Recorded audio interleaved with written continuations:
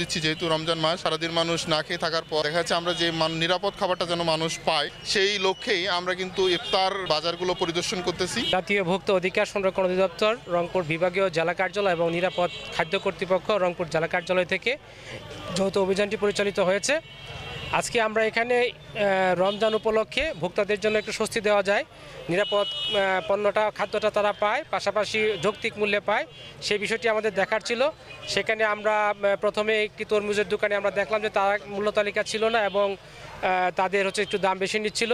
পাশাপাশি রেস্টুরেন্টগুলোতে কোথাও কোথাও পরীক্ষা নিরীক্ষা করে জীবাণু পাওয়া যাচ্ছিল, যার জন্য আমরা আইনগত ব্যবস্থা গ্রহণ করেছি এবং এখানে 5টি প্রতিষ্ঠানে 20,500 টাকা অর্থদণ্ড করা হয়েছে।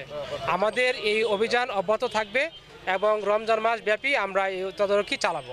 আমাদের রমজান উপলক্ষে প্রতিনিয়তই মনিটরিং কার্যক্রম এবং অভিযান চলছে। আমরা সমন্বিতভাবেই বাংলাদেশ নিরাপদ খাদ্য কর্তৃপক্ষ জেলা কার্যালয় রংপুর এবং জাতীয় ভোক্তা অধিকার অধিদপ্তর বিভাগীয় এবং জেলা কার্যালয় আমরা সম্মিলিতভাবে বের হচ্ছি।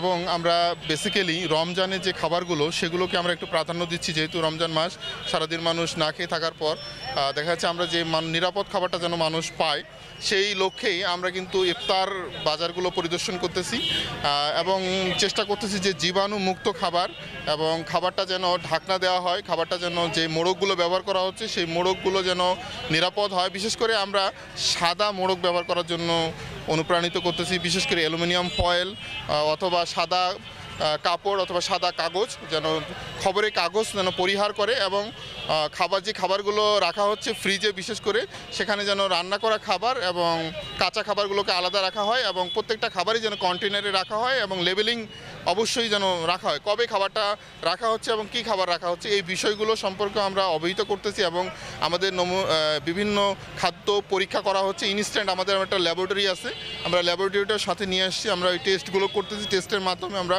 ফলাফলের ভিত্তিতেও একটা করে সতর্কীকরণ নির্দেশনা এবং একটু হালকা আমরা কিছু পরিমাণ জরিমানাও করতেছি, তাদেরকে বিষয়গুলো সম্পর্কে অবহিত করতেছি। এছাড়াও বেসিক্যালি আরও কিছু কিছু প্রতিষ্ঠানে দেখা যাচ্ছে যে রান্নার রুমেই হলো বেসিক্যালি প্রসাবখানা বা টয়লেট, আমরা এটাকে নিরুৎসাহিত করতেছি। এটা বন্ধ করার জন্য আমরা কর্তৃপক্ষের সাথেও কথা বলতেছি। ধন্যবাদ।